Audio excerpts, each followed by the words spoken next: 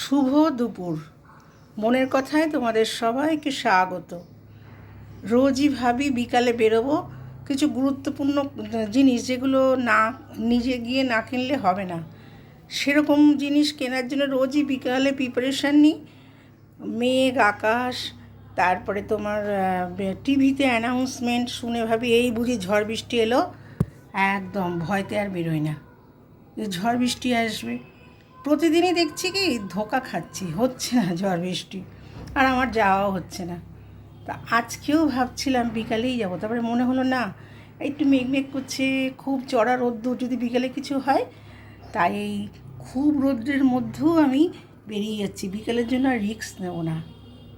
তাই রোদ্রের মধ্যে হেঁটে হেঁটে বাজারে যাচ্ছি। তাই ভাবলাম তোমাদের সাথে একটু বক করতে করতে যাই। চলো, বক করতে গেলে আমার এই রোদ্দুরটা এতটা মালুম হবে না।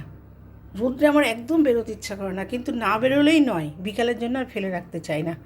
তাহলে আমার সাথে সাথে চলো, তোমরাও চলো, আমিও যাই, গল্প করতে করতে যাবো। ঠিক আছে, এবার বাজারে ঢুকে যাই, টুকটাক কেনাকাটা করি।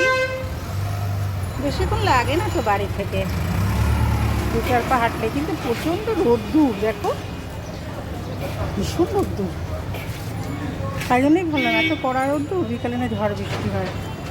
বেরিয়ে পড়েছি যে নিজের কাজও সেরে চলে যাব।